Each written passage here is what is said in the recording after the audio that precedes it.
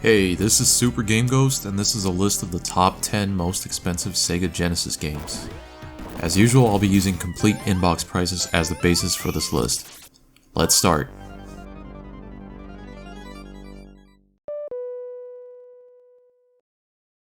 Number 10 on our list is Aero 2. Aero the Acrobat 2 is a side-scrolling platformer and was released in 1994. It was developed by Iguana Entertainment and published by Sunsoft. The original Aero the Acrobat was a highly anticipated title and sold well. Sunsoft, the publisher, even made Aero their mascot. 2D platformers were a very dominant video game genre at the time, and Aero 2 was just decent enough. The only issue I have with it is that Aero the Bat doesn't actually fly in the game. Anyway, Aero 2 complete in box sells for $300.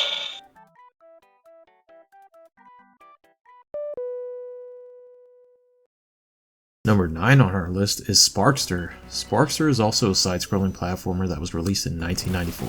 It was developed and published by Konami. Sparkster, also known as Rocket Knight Adventures 2, is a sequel to the original Genesis title Rocket Knight Adventures. Sparkster was also released on the Super Nintendo, but many aspects of that game are completely different from the Genesis version. Now this game is a classic, and it really showcased Konami's knack for making quality games. I have many fond memories playing this game as a kid, and it's definitely worth experiencing. Sparkster goes for $305.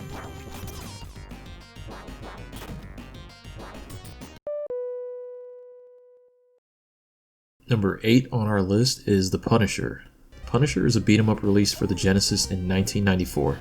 The Genesis port was developed by Sculptured Software and was published by Capcom. This game's development led to the long-running partnership between Marvel Comics and Capcom. The Genesis port of the game censored many more mature visuals in the game and was generally a downgrade in terms of sound and graphics. The game plays much like the other Capcom beat-em-ups. Final Fight and Captain Commando come to mind. There are two playable characters, the Punisher and Nick Fury. The game itself received mixed reviews at the time of release, but personally I think the game is a solid beat-em-up and the sequences where you are able to use a gun are surprisingly enjoyable. The Punisher goes for $310. Number 7 on our list is Troubleshooter. Troubleshooter is a horizontal shooter released in 1991. It was developed and published by Vic Tokai. Shooters were extremely abundant on the Sega Genesis, and Troubleshooter was conceptually one of the more unorthodox shooters on the console. In Troubleshooter, you play as two female combat operatives, Madison and Crystal, who are tasked with saving a prince. Gameplay-wise, Madison and Crystal are controlled simultaneously. Madison always faces forward, while Crystal can be used to fire forwards or backwards. This game stands out among all the straightforward shooters on the Genesis in many ways and has some comedic and goofy bits, so it's definitely worth a play. Troubleshooter is worth $320.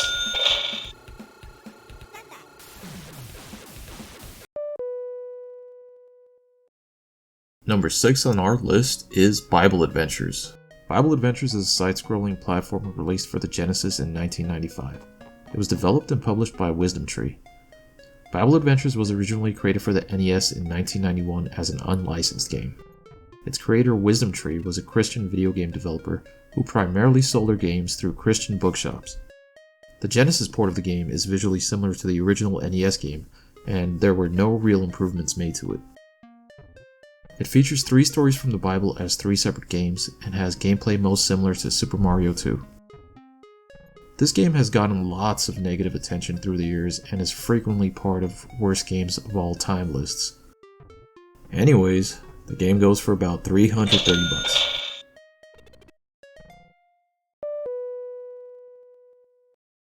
Number 5 on our list is Toppling Shooters Collector's Edition. Toppling Shooters Collector's Edition is a collection of 4 shooters released for the Genesis in 2021. It was developed by Toppling and published by Retrobit. One of the more unique entries into this list is this collection of games, which was released long after the Sega Genesis lifespan. It features 4 Toppling developed shooters: Truxton, Hellfire, Fireshark, and Zero Wing.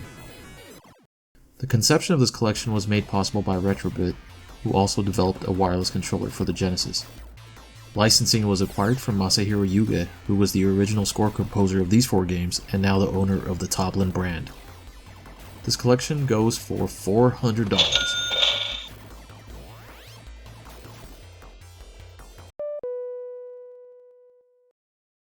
Number 4 on our list is Miracle Piano. Miracle Piano Teaching System is an educational game released for the Genesis in 1995. It was developed and published by Software Toolworks. The Miracle Piano Teaching System is a game used to teach yourself how to play the piano. The system came with a keyboard, power supply, foot pedals, connector cables, and the Genesis cart which contained the software. The Miracle Piano was sold for about $500 and was released for multiple platforms including the NES, SNES, and Mac. The high price point led to low sales and resulted in its commercial failure. Miracle Piano features many different minigames which allow the user to pick up various musical skills. Overall, this software-hardware combo was very innovative for its time and offered a unique way to learn a musical instrument. A complete in-box Miracle Piano teaching system goes for $510.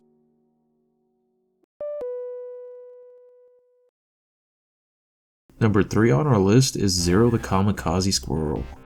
Zero the Kamikaze Squirrel is a side-scrolling platformer released in 1994. It was developed by Iguana Entertainment and published by Sunsoft. Another title from Iguana and Sunsoft on this list. Zero the Kamikaze Squirrel is a spin-off of the Aero the Acrobat series. This game came out about 6 months after Aero the Acrobat 2 and is in all intents and purposes a reskin of that game. The Kamikaze Squirrel even shares the same movesets with Aero. Overall for me, this, like Aero 2, is an average side-scrolling platformer at best. The game goes for $540.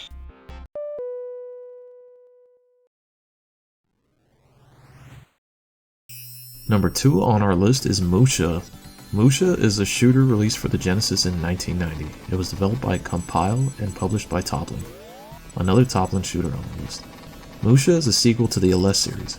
In Musha, you play as a mecha whose ultimate mission is to destroy some supercomputer. The game features fast-paced levels with a speed metal soundtrack.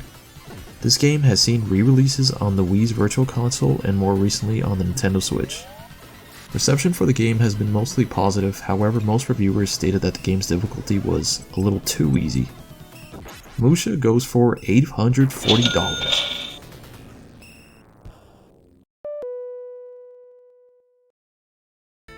And the number 1 spot on our list is Crusader of Senti.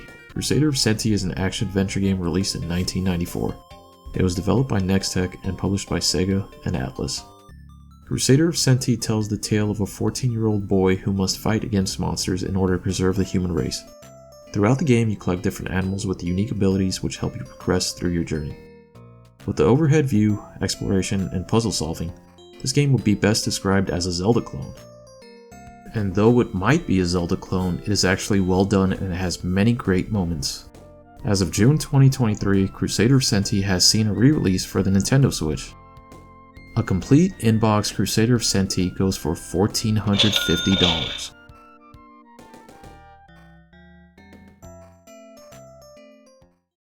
Thanks for watching. Please comment, like, and subscribe.